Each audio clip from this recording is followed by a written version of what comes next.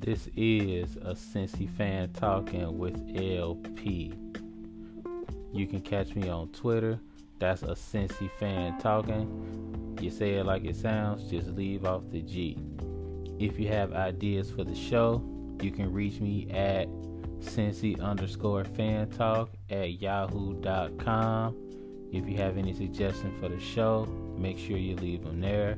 Who knows, you might find yourself as part of the show.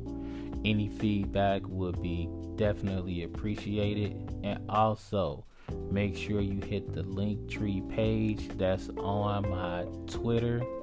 Make sure you click on that. You can find all the different ways to contact me there.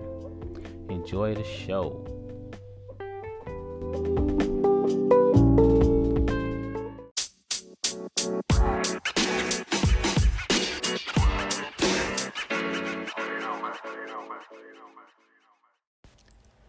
Hey, sports fans. Welcome to another episode of Cincinnati Fan Talk.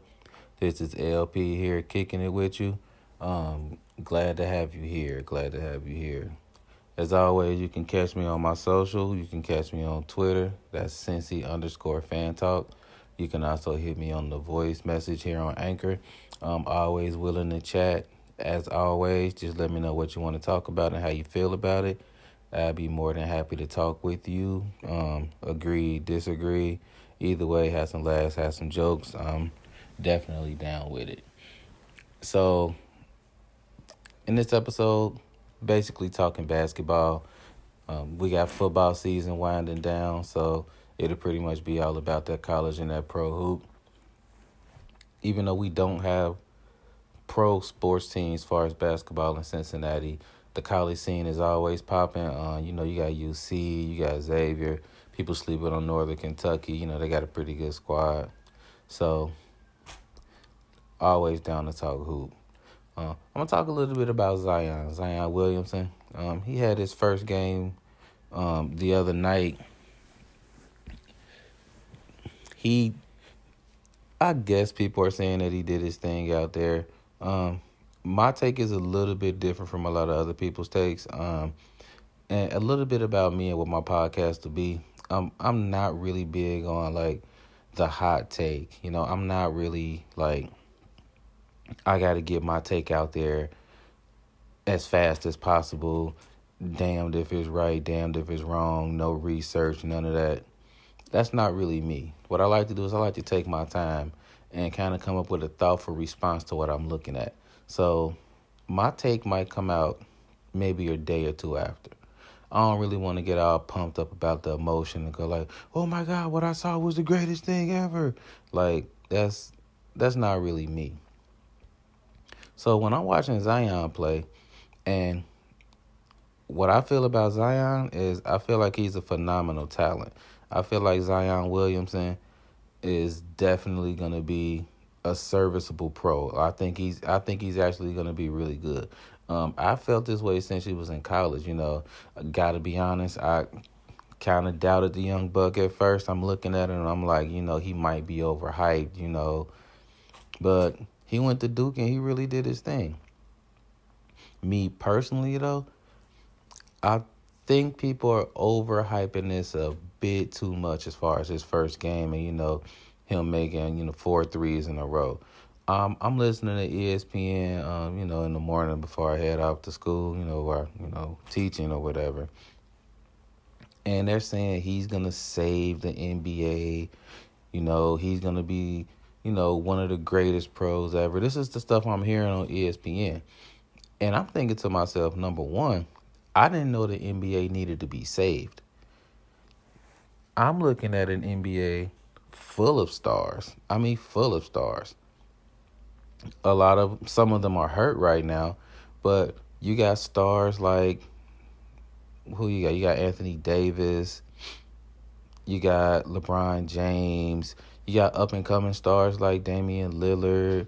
You got Jokic. You have a lot of stars out here. There's a lot of star power. Usually every game I see in the NBA, you're looking at 1 or 2 people from each team that are marquee names. So I wasn't under the impression that the NBA needed to be saved. their games could come on a little bit earlier, especially those West Coast games. I mean, there's not really much you can do about that. I mean, talking about a 3 hour time difference, but it's tough to catch some of those games where most of the stars are. I mean, it's hard to catch Kawhi and Paul George playing for the Clippers when they pop up at 10:30 at night. I mean, it's hard to watch those games until 1. But as far as the NBA needing to be saved, I mean, I think they're doing well, especially when you see where they were, 15, 20 years ago. The NBA is in a really good place. And for number two, Zion's performance wasn't really like, to me, this is just to me, I didn't really think it was like a spectacular performance.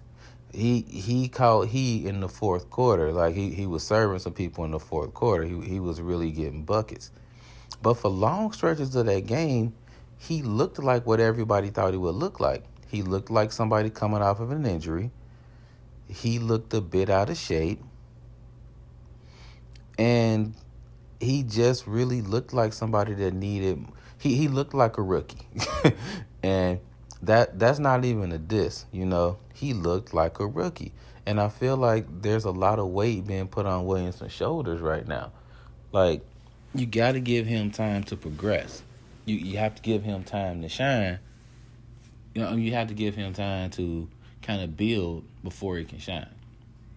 You look at most of the rookies, even the hyped rookies that came into the NBA, and they needed time to grow into what they are now. You have your outliers, you have your Magics, you have your LeBrons, you have your Jordans, you have some of these players that really balled out their first year. But all of those teams that we're talking about, except the Lakers, when Magic came into like an all-star squad when he first started. But all of the other teams, they needed those rookies to come in and be superstars. New Orleans really doesn't need Zion to come in and lead them. You have people like Brandon Ingram. You have players like Lonzo Ball. I mean, you have J.J. Redick on the squad. So they have players that can ball out. Zion's really not there to carry the team. Not yet. I feel like maybe one day he can. He's going to have to get into basketball shape. He doesn't look like he's in basketball shape yet. But I feel like what's happening is what always happens, especially in 2020 when we're in the land of the fast take overhype machine. Because that's kind of what we do. We see something that maybe 10, 15 years ago would be, oh, he had a great game. And we turn it into, oh, this was an awesome game. This is one of the best games. And we have to step back and take perspective as sports fans and kind of look at what we see and go like, this is a great performance. However, let's not put this on too high of a pedestal right now.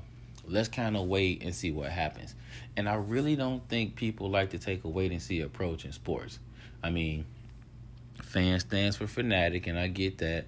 But we as fans, and in the media as well, we have to, Public Enemy said it best, don't believe the hype. You have to let that hype prove that it's worthy of being hyped. I mean, to me, the worst thing that somebody could say about somebody is they have a lot of potential. I mean, to me, when you keep saying this person has potential, it's kind of like, okay, but are they showing what they can do? We have to give a chance to show Zion, for Zion to show us what he can do, and not just assume that he's going to go out for 50 every night. It's really not fair to him, to be honest.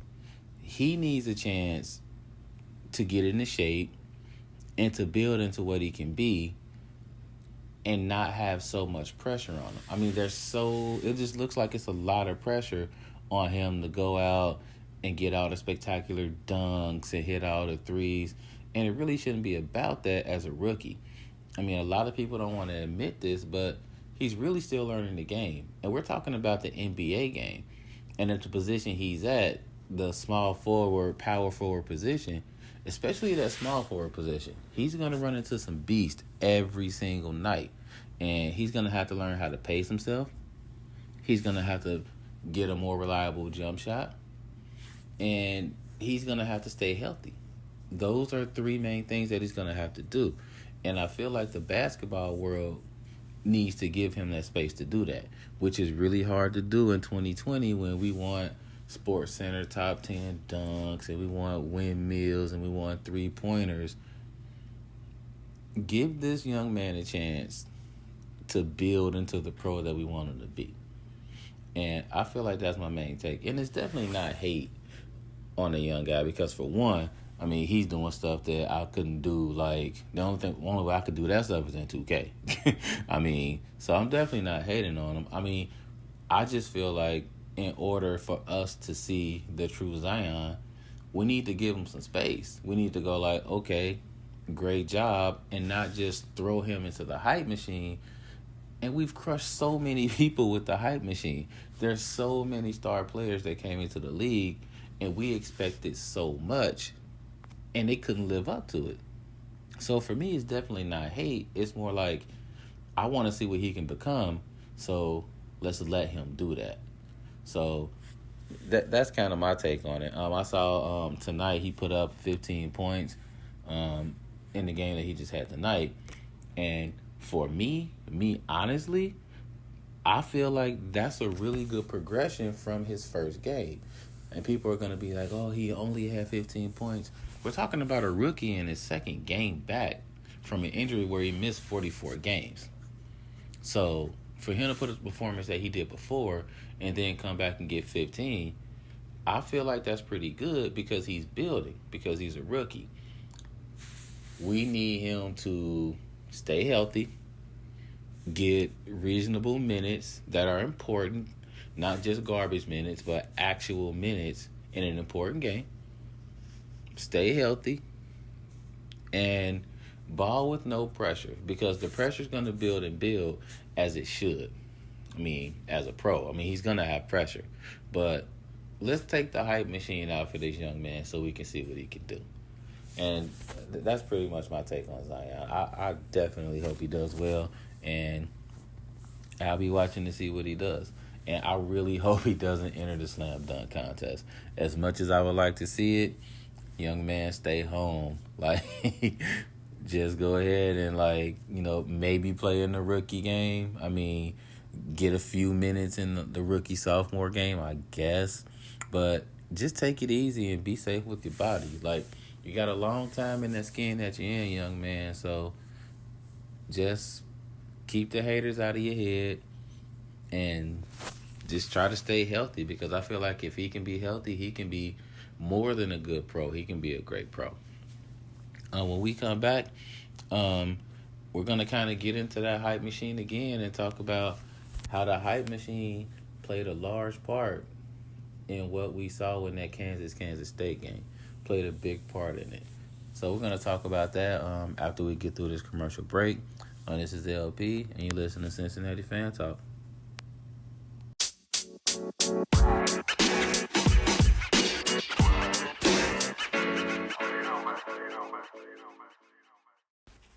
And welcome back to Cincinnati Fan Talk. This is LP kicking it with you for another segment. And we're still in the basketball.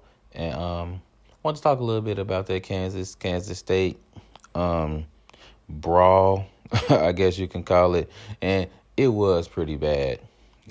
Just watching it brought back flashbacks of 2011 when we watched UC and Xavier get into it in a brawl that was honestly uglier than what we saw between Kansas and Kansas State.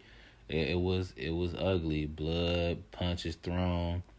The idiotic move by Xavier by letting Holloway and Lyons, the two Xavier guards back then, letting them talk right after a fight. And as a middle school teacher, I can definitely tell you, the last thing you want to do is talk to a couple of kids 5 or 10 minutes after they had a fight. You don't know what you're going to hear, but it won't be what you want to hear. I can definitely tell you that. So I thought that was kind of idiotic for them to do that. Watching the Kansas State brawl and hearing like the hot takes, I hate that whole quote, like, here's my hot take, the morning after. Just listening to people, it seemed like everybody was in one or two camps.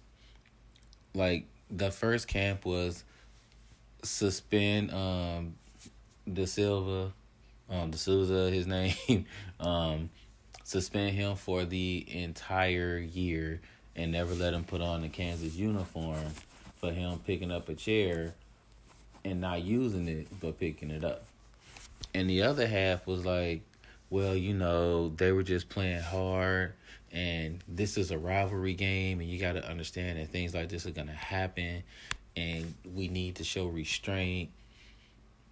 And for me, it was like, I don't understand how we live in a world where it has to be all or nothing. Like, I feel like the response by the Big 12 was absolutely perfect. You look at everything that happened, and he deserved a 12-game suspension. He didn't deserve to get suspended for the rest of his career at Kansas. Like, I don't think that would have been fair. But at the same time, he has to have a strong punishment for what happened. It can't be a 5 or 6 game suspension when he picked up a chair with intent to hit somebody with it before he decided to drop it, or before he let somebody else take it, or whatever looked like happened in that clip. I feel like the main thing in all of this, and this is just, again, this podcast is my personal opinion. So for me, I feel like that almost fight, was systemic of us as sports fans, us as people that run leagues. I feel like what we saw is a little glimpse of us. And everybody wants to put it on the people that are on the court, and they deserve it because they did it. Like, so this doesn't absolve them at all. But when you look at a rivalry game and you hear the fans are saying the craziest stuff. The fans are like, let's kill them, let's beat them down. And if you look in the stands, they really truly believe this. They feel like this is, they're out for blood. It's a quote unquote rivalry game, so anything goes, including stealing the ball from another player when you're down double digits and it's 10 seconds left in the game. In a rivalry game, anything goes. And that's not true. And what we need to do is, once again, ignore that hype machine. Because the hype machine lets you believe that all's fair and you do what you have to do. And that's not necessarily the case. Being older, I'm starting to understand that life definitely isn't black and white. Life is 100% grayscale. And what we have to understand as fans is there's a time to be like that. There's a time to be like, yeah, we got to do what we got to do to win this game. Let's beat them. Let's get this win. But then you have to understand that you're looking at 18 to 22-year-old young men. And what we allow them to do is what they're going to do. Like, the way we revere them, the way we feel like they can do all of these things to make us feel better, they take this attitude with them in life. So we have to understand that when all is said and done, we are watching a game. And there is no reason for them to be fighting because somebody stole the ball from them, and then a chase down block occurred, and then all of a sudden you're standing over them like, yeah, don't you ever do that again. Us as fans, if we decide to be like, this isn't what we want to see, we'll see this less and less. Us as fans, we don't understand how much power we have. We can't control what they do. We can't control what players do or say. But if we find things not to be acceptable, you'll notice that the players won't do these things. But instead, we're like, that's allowable because in this particular game, anything goes, and we really need to win this game. And true, we really need to win games because we're fans and we want to see our team win. But at what point does us being a fan and wanting to see a team win a game, when does that take a back seat to we want players to do the right thing? And this is not stuff that I hear on a regular basis from fans. I hear it from players, but the players don't really mean it, I think, because they know what the fans want. The fans simply want to win. And it's understandable, but when you see things like this and you look at the feedback and you see fans going like, well, these are kids. Well, this is a rivalry game and anything happens. Have you ever been in a rivalry game? Do you understand what it means? I understand that it shouldn't mean what we saw on the court. This is what I understand. And I say that the Big Ten did a good job because of the lack of violence that was there, even though it looked bad. So I coached a middle school team in basketball before, and we had a rival that we wanted to beat. We really wanted to beat them, and they really wanted to beat us. So now keep in mind, this is middle school. You get out on the court and you're ready to play your rival, and you hear the parents of the 6th, 7th, and 8th graders yelling out, we want to beat them. We want to win. F them. And this is stuff you're hearing in the crowd. So I have to tell my team on a regular basis because they're amped up. Like, they're ready to win. Like, they're hearing all week, you better beat them. You better not lose to them. We don't lose to this team. I have to tell my team on a regular basis, it's about us on the court. We have to play our game, and we can't feed into everything else that we're hearing. We can't feed into that because we don't play well. We have to play for us. We can't play for the fans. And I'm pretty sure that even though these teams care about their fans a lot, at some point they're like, the fans are doing too much. We have to stay controlled and involved in what we're doing. We as fans, we need to calm down a bit. Again, this doesn't absolve the players. It really doesn't. But if you go to an NFL game, take a Bengals game. Have you guys been to a Bengals game? Have you seen what goes on in the crowd during a Bengals game? It's crazy. There's all types of swearing. There's all types of cursing. I've seen fights break out during a game, sometimes between Bengals fans, but mostly between the Bengals fan and like a Browns fan or a Steelers fan or something like that. And it makes me kind of feel like we're a little bit hypocritical in our approach because we don't want the players fighting because that's not right. But if you look at the fans around the players, they're making that atmosphere really, really volatile. I mean, check out the Steelers and the Bengals in that game in 2016. If you look at the crowd around there, it was fierce. And the players were actually saying, in those retrospectives or whatever, they were actually saying, like, the crowd just made it really feel like it was a game where, it just felt ugly. They kept saying that. These players are picking up on these vibes, and you'll notice the game changing throughout the course of the game to where the players are playing a bit rougher and the fans are really feeding into that vibe. We have more control as fans over the environment than we give ourselves credit for. And we really need to take advantage of that so we don't see situations that happened in 2011 with Xavier and UC, or what happened between Kansas and Kansas State. Now, I'll say this one more time. Players control their own actions. They do. They have to keep a level head, and they have to understand that just because somebody stole a ball from you, it doesn't mean you get to stand over them and bark at them because you got to block. You got to control that. If you can't control that, you're not going to be a good basketball player, flat out. But fans also have to take a little bit of responsibility for what they do as well, because you're a fan.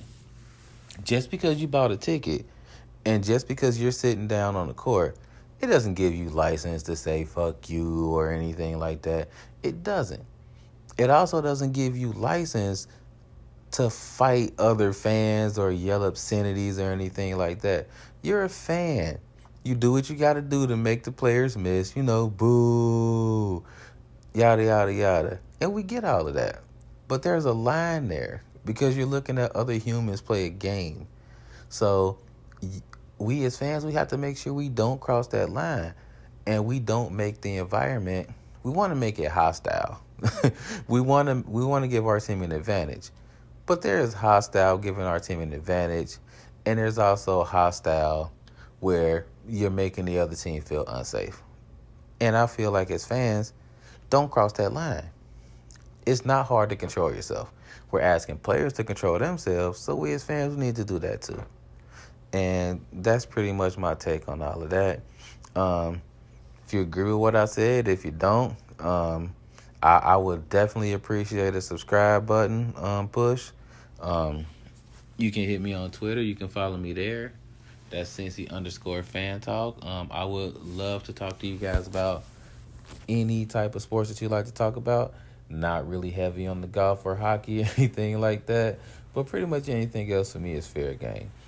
So I'm going to go ahead and sign off. This is LP, Cincinnati Sports Talk. And I'll catch you guys in a couple days. See you later. Peace out.